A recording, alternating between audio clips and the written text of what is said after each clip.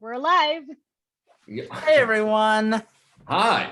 We went from one Facebook product to another Facebook product. Are we not the embodiment of the multiverse? Stacy, I'm pretty sure we're talking about Meta here now. They have the Meta, Oh, right? oh, I'm sorry. Is it Meta? Oh, Meta, multi? I don't know. There's it's a great brand name because of how well it sticks in your memory. That's I just didn't want to call it Metaverse because it was too meta of a reference. But nevertheless. Yeah, well, it's kind of a tacky name. So Yeah. So, all right.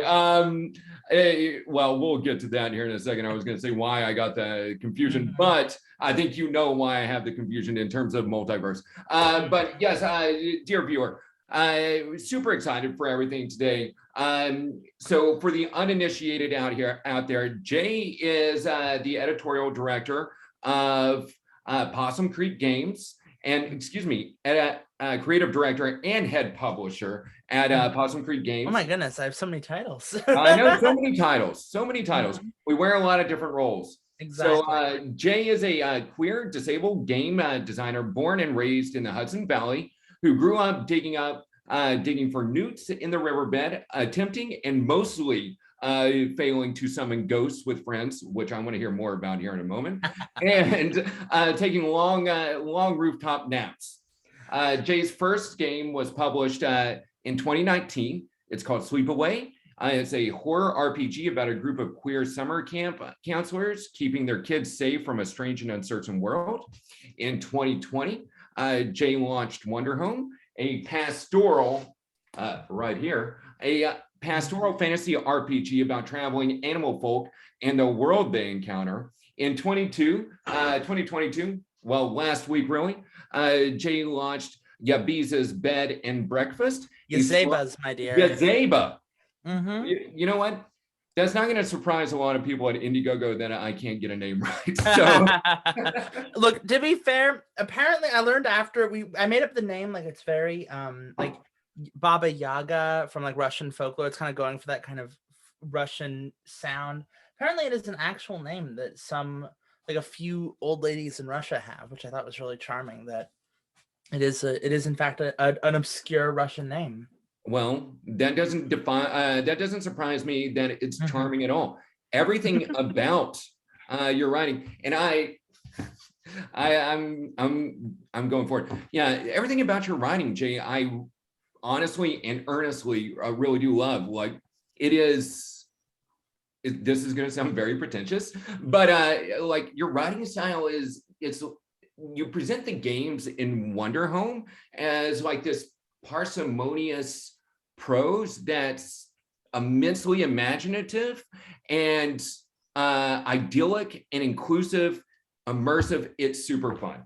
Well, I feel like the whole thing of like a game should be like a tool for inspiration and imagination, and a game should inspire you.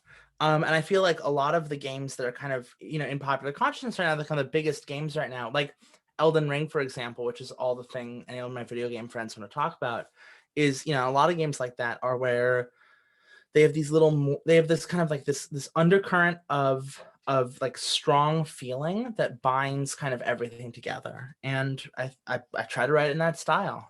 Yeah. Well, that's perfect for the opening question. So the opening question is, tell me a little bit more about your writing style and everything that goes in to Wanderhome, and then we'll transition here a little bit to Yazeba. So I like to write games about I write analog games. For those who aren't familiar, it's a lot like Dungeons and Dragons. It's a lot more like no math is kind of a thing that a lot of people know me for. Low, like I'm very well known for kind of low stakes, oftentimes slice of life, oftentimes violence averse games. And I try to write very honestly. I oftentimes joke that all art is autobiographical, but certainly games are. You learn a lot about an author when you read. And my writing style is very focused on kind of capturing what is it like to be a queer person, a disabled person, a marginalized person at marginalized, the word comes from marginalia, the edge of the map, the edge of the manuscript, where there wasn't any room for words, but there were room for pictures. Yeah. And that's where you get to hear There Be Dragons. Oh, And so to yeah. me, I want to write at the edges of the book, right? At the edges of the story, bring people centering the edge of the page, if you would. I guess emotionally, not at all literally. Yeah. Well, is that where, so Wanderhome it was dedicated to essentially, the nomad, the traveler. Is that kind of where, the way you framed that was the journey? So is that kind of where you got in? Yeah, Wanderhome a lot of my games come from my own experiences. I think they're all kind of imbued with a lot of interest in, the nomad, the traveler, the runaway kid, the veteran who, doesn't really have a place to stay, the people who are connecting with each other outside kind of the rigorous structure that we exist in the day to day. And so a lot of games are much more interested in, the thing I always ask myself when I'm writing a story is who isn't in the story right now? Like who's even further at the edge, and how could they be a part of this too?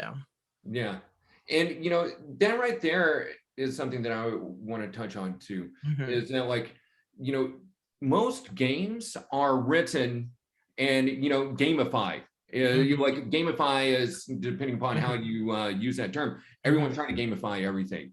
And like, just to keep your attention. And one of the things that I like most about Wanderhome here is that like you explicitly say, put it down, go. I love that. Well, because a game is so much like there's this impulse to gamify everything, but I really feel like what's much more exciting to me is taking a game and being like the actual play, the actual moment of joy that's happening here is between the players. It's not the game. The game is an intermediary, a consultant on the process of play. And so I really want games that kind of that advise you, that help you, that kind of help you find your path when you're unfamiliar or uncertain. But as you get confident, I want the certain, I think a lot about the ship of Theseus, right? Or the idea of, like I want to give you a boat, and you will replace every single piece of that boat, every single oar and plank of wood. Over time you'll replace it until it's your boat and it's not mine anymore. And that's kind of what a game should do for you, is ultimately transform it. Yeah. Wow. Yeah. Well, that's yeah, very interesting thought in terms of the transformation and like moving on, making something your own, and that transition period, which is ultimately a very good segue into Ibiza, but are yeah. Because it's you had dedicated it to Wanderhome, to anyone looking for a home, and then with this game that's now on Indiegogo, it's a slice of life about let's see, it's a slice of life role-playing game about a found family in their magical home. So did you have this overarching arc, or like how did the games relate to one another? It certainly wasn't intentional, right? I mean, I'm certainly not the only writer for Yazeba's, but the impulse, I think, was very much to make a game that, if Wanderhome is about kind of that formative process of community building, the kind of the very like first hesitant steps of friendship and connection, Yazeba's Bed and Breakfast, I think, is a game about a community that lasts for a long period of time and how it grows together. And so there was this knowledge that they very humorously lead into one another, which makes you ask what's next, but I have no clue on that. But Yazeba's Bed and Breakfast, I think, is very much kind of, you have this community. Sometimes it's good, sometimes it's bad. You grow with it, it grows with you. How does it change with you? Yeah. Yeah. I like that you mentioned what's next.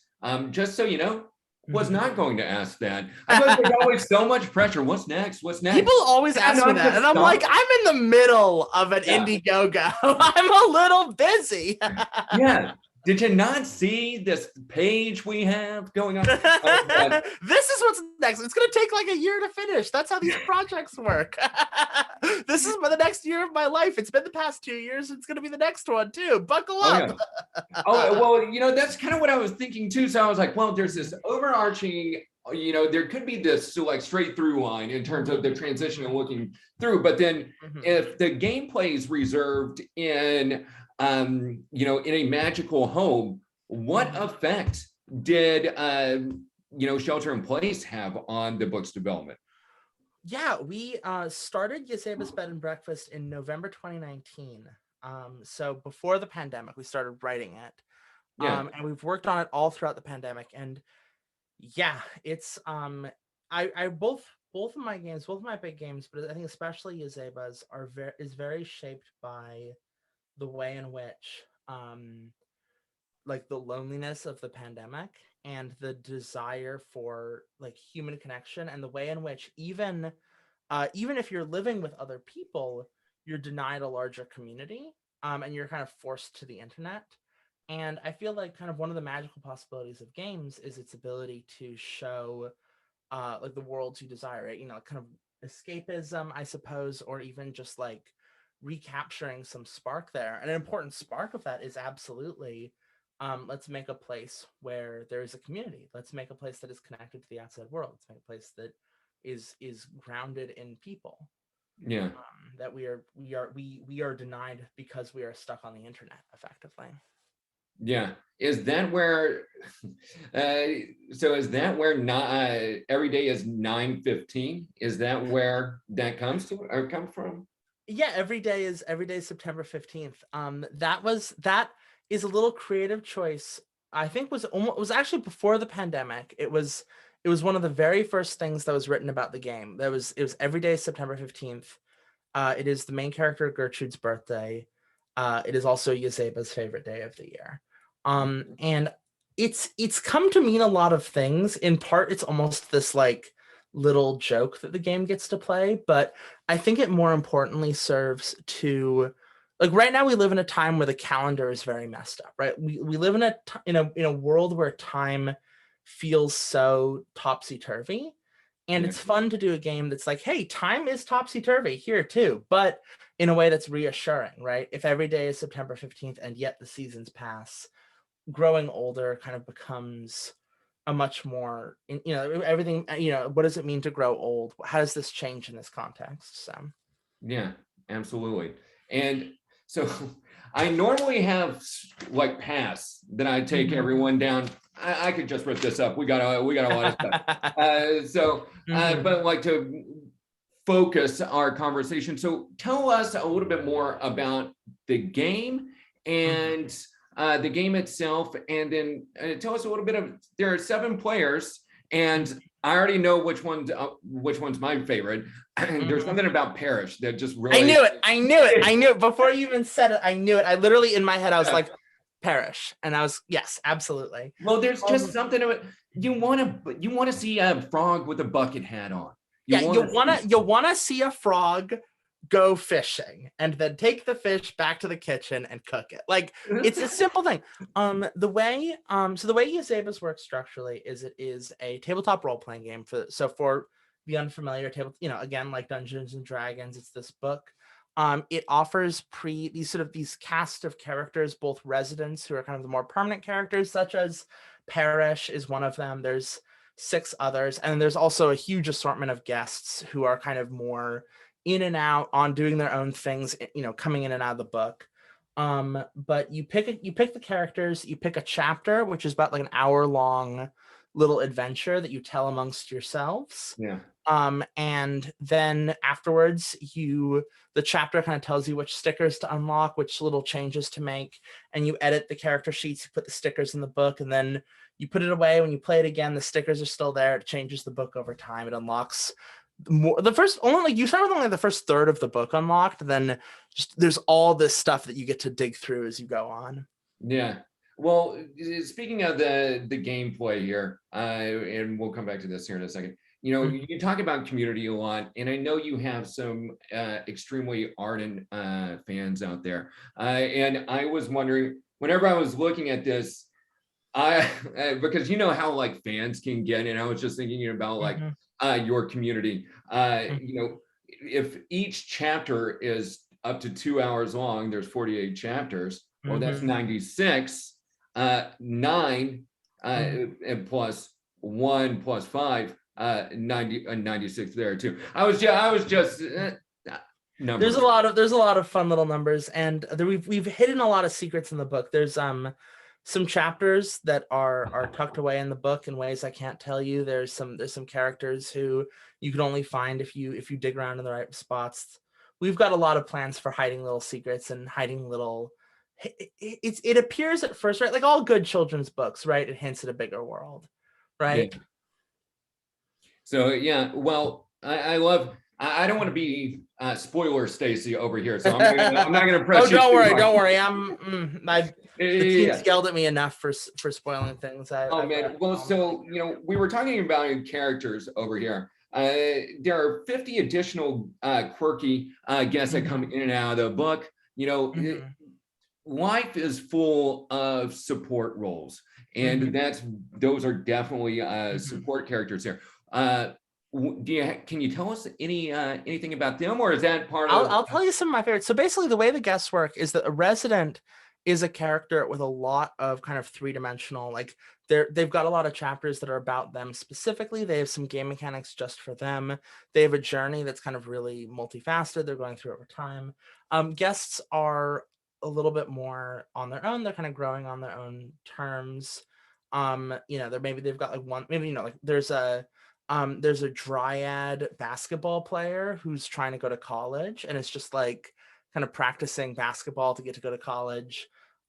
There's a skeleton. There's a particularly unpleasant skeleton named Dragon Bones who is trying to steal Yazeba's spellbook. And he's a bit like Sisyphus in that at any time a player can tell him to cut it out and reset all the progress he's made. There's all sorts of characters. There are characters that are designed for when you don't feel like talking. There are characters that are designed for if you want to play a bunch of people all at once. There's characters that are creepy, characters that are sweet. The guests kind of allow us to do just a lot of, you know, the supporting cast gets to be and oftentimes they're very interesting characters themselves. Like maybe in another story, they'd be the main character, but we're in this one. Yeah. Well, I like that you described it as an unfortunate skeleton. Are there fortunate skeletons out there? Well, if there are, Rag & Bones is certainly not one of them. Well, see, I was curious if there were fortunate skeletons out there because, you know, you grew up summoning ghosts with friends. Jane, please share with us, what's your secret to necromancy? I need to know. Well, the whole thing about it is you can't spill the secrets. I will say Ouija boards are fake. They're made by Hasbro. They're a children's toy. Yeah. But like they're on the right track. That's all I'm gonna say. I'm just gonna say, like, listen, you're a teenager, you mess around with ghosts, you know, you summon some spirits, you get a little cursed and then you sort out the curse. It's just normal teenager behavior. That's the Hudson Valley where I live is a very weird place. Sure. There's a joke about around here where it's like everyone's got to believe in magic a little bit. You can't help it. It just kind of it demands it of you. And I certainly have a little bit of that. Well, will you be sharing with your community a little bit of that as maybe a special FAQ that you could post about necromancy as a stretch goal, something like that? You can't reveal, a magician cannot reveal their secrets. It's not safe. Sure. I can't, look, I was an untrained necromancer and I can't go letting my community, my dear fans, practice unethical necromancy. And if they were, I certainly would not encourage them to. No. Yeah. Oh man, well, getting this back on the rails here in terms of you know, practicing ethical necromancy. What were the ethics that went into the game's development? So we do our best to kind of thread the line between, we are a publishing company. We want to make sure everyone gets a paycheck. We want to make sure everyone has a meal at the table at the end of the day. We have to balance that with we want to make the best choices we can for our whole company, and like for the things we make, and we want to like work. We work a lot with folks who share our beliefs. We really like love green energy, a lot of great stuff like that, which is certainly a big part of why we're here with you. And yeah, we're it's really important to us to make a game that like you can like if you make something very sweet, but it's a corporate sellout moment, people can tell, right? There's a hollowness to it. But Yeah. if you're gonna make something genuine and you're gonna put your heart out there, you also gotta be willing to stand by the politics behind your heart. Yeah, absolutely. And in terms of just like the genuineness of everything, like it's all part comes into like, it's just, I would say the through line of like the total mise en scene of like your books, because like even the tag of Yazeba is, room for everyone. And it's just a testament to a certain inclusivity and thoughtfulness that is most certainly a through line through all of your work. It's incredibly important for us at Possum Creek Games. We really we really strive hard to like I know both the voices that I can speak to and also the limits of my voice and how to use my voice to amplify others, and also to build a space where I think the thing that I oftentimes talk about is that the goal is not for like the one powerful voice, but the goal is instead for many, many voices, many people who can come together, who are each sharing kind of their own experience and perspective, and create a vast diversity of like the create kind of not just the one beautiful thing, but the many beautiful things is really important to us. Yeah, well, there's most certainly many beautiful things around this launch, this game, because you all also have an online game play as well. Mm-hmm. So, can you play with other players? Oh yeah, I know it's browser based, but yeah. So a big part of our intent was over the past 2 years, everything switched to online. Everyone's playing, a lot of people in tabletop are playing virtual tabletops, VTTs. And we really wanted one that could support kind of the stickers. I mentioned the stickers with the books, the way the characters change over time. We wanted something that could support that kind of structure. And we managed to connect with One More Multiverse, which is a wonderful group of people who are doing this great, very sprite-based play where it's like you play it like a tabletop, right? You all hop on a call, you're playing the game together, but you have this almost like beautiful landscape in front of you that you get to move your characters through, and items to pick up and interact with, and like the game becomes the game. A lot of the like the coins or the deck of cards at the table or whatever else you're kind of using to support play, that becomes part of the interface as well. And so you still get to play, you still get to do all kind of the stuff that you would do with any tabletop, but it's being supported by this very beautiful, very artistically rendered, bespoke system, like mechanized, virtual tabletop. And I'm so glad we're working with One More Multiverse. They're really outstanding people, and it's really, it adds another level, I think, to what it's like to play the game online. Yeah, and one more multiverse. So for a dear viewer out there that was watching at the top, I referenced Metaverse. Yes, I said multiverse. Yep, that's where what it got came you all from. turned upside down. Yep. I was a little bit nervous at the time. Not gonna lie, I feel like we're in it now. So it's like, okay, yeah, whatever. Yeah. Well, talking about the gameplay of it. So tell me a little bit more about the art behind it, because are the artists behind your games, did they influence that, or did the One More Multiverse did they have their own team that did that? All the art for my games, for Yazeba's Bed and Breakfast, for Wanderhome, for Sleepaway, all of that is handled by my incredible business partner and dear personal friend, Ruby Lavin. Ruby does the art direction and kind of the curation, and really we work together basically every step along the way to figure out how to have the art and the game feed into each other, right? Because if we understand the purpose of the game is to inspire your play, is to enrich your play, is to awaken your play, then the function of the art of the book is that same process. The art is a mechanic as well. The art feeds into the game, and the game feeds into the art. And so we work with, we're really picky with our artists. We have a huge list of artists we go through for every project, hunting for just like the right person for the job, and we get them in, and we build our team, and Ruby does an incredible job kind of like art directing the whole book and bringing it all together, and building really special, really beautiful stuff. And Yazeba's bed and breakfast really benefited from that, where it's a lot of people you wouldn't normally expect to see in tabletop role-playing games. If you're familiar with the scene, you're probably thinking about Dungeons and Dragons. Maybe you're thinking about that kind of photorealistic sci-fi fantasy, Match the Gathering art style, and there's nothing wrong with that. But we focus on bringing in traditional artists. We focus on bringing in comic book artists, people who maybe don't normally work in role-playing games, and we give them this platform, and it's really cool to see what they do in this new context. Yeah, absolutely. And I like that the artists and the gameplay, you're bringing in new people for this additional content. What was the search like for the voice actors for your podcast? That was a really fun one. So we put together a podcast to show what it's like to play the game. And we really, myself and Jeff Stormer is the host. He was the immediate first pick. He's an incredibly talented performer. We really wanted a really strong voice that could really guide the podcast and like kind of give it a kind of coherent through line. So he's present in every episode.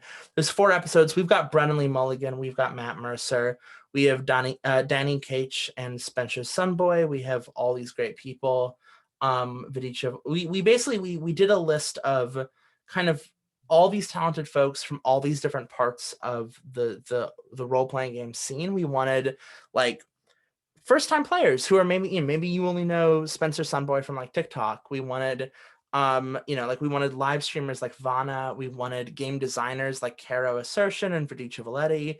We wanted, and we wanted celebrities like Matthew Mercer and Brennan Lee Mulligan. So we really focus on bringing everyone together in order to create these really great groups of people playing and doing cool stuff. So yeah, that's so cool. I love that. So you got the podcast, you have the online gameplay, you have the game itself, you have the community. I love all of that, and that it's launched on Indiegogo. And it's launched on Indiegogo, which has been a wonderful experience. Yeah. Absolutely. Now, my understanding is, I heard that there was a plushie. Is there a plushie on Indiegogo? There is a plushie. There's a Parrish plushie. There's a plushie of Parrish, our frog knight himself. He's wearing overalls, I think, with the plushie as our mock-up. Oh yeah. And we have a lot of great stuff. We love creating ephemera. We love creating like objects kind of around the game that allow you to enjoy the art of the game and kind of like show your love for the game beyond just the book itself. So we've got some great t-shirts, sweatshirts, all this fun stuff. We really spent a lot of time, like a lot of going through to try and find kind of the perfect setup of how do we want this to look, how do we want to do this. And at 250,000, which is our stretch goal after this one, we're going to be able to add even more merchandise and even more ephemera, and even more beautiful objects, including a coffee mug, which I'm rather excited for. Oh man, yes. Let's get you to 250K and Let's see it. above. Yeah. My friends and I have a running joke where when we run a project and we hit 25,000, we send to each other, "Oh my God, I can't believe you hit $250,000." And I'm very excited to send my friend, "Oh my God, I can't believe it for real this time." Oh my gosh, that's so good. Well, know that you have the backing of Indiegogo. So whatever you need, let's make for sure you get there.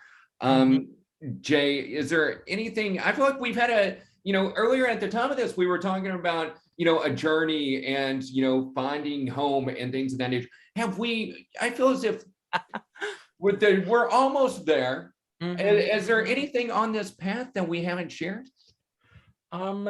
Go check out the Indiegogo. Go check out Yazeba's Bed and Breakfast. It's going to be a gorgeous book. I'm so excited to see it happen. I'm so excited for the great community that is going to be helping bring together. I think we've shared all the. Go look at the art. Really, like genuinely look at the art. Like just, I promise you. It is super good. Oh my gosh. Yeah. And so where else can we find you? So, social Mhm. sites, email, Discord, you want to plug any of that stuff? Yeah.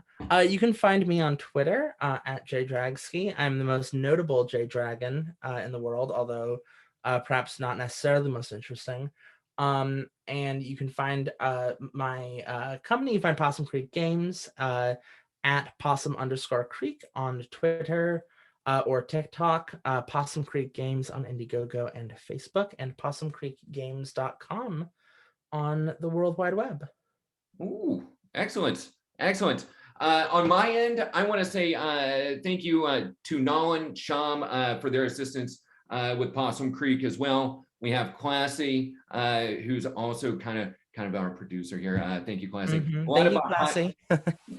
there's a lot of behind the scene heroes at Indiegogo, everyone. Thank you so much. But most importantly, Jay, seriously, thank you. Your art is great. Your creativity, everything about it. There needs to be more of that in the world. And Thank you so we much. appreciate it. And similarly, thank you to the whole Possum Creek Games team. Thank you to the whole rest of the writers team and the artists. And I'm Absolutely. so excited to celebrate all this with you. Awesome. Awesome. Well, Jay, thank you so much. And yeah, have a good rest of your day. This has been so much You fun. too. This has been wonderful. Take care. And thank you to everyone who listened. Take care. And I'll see you around on YouTube. Later. Later.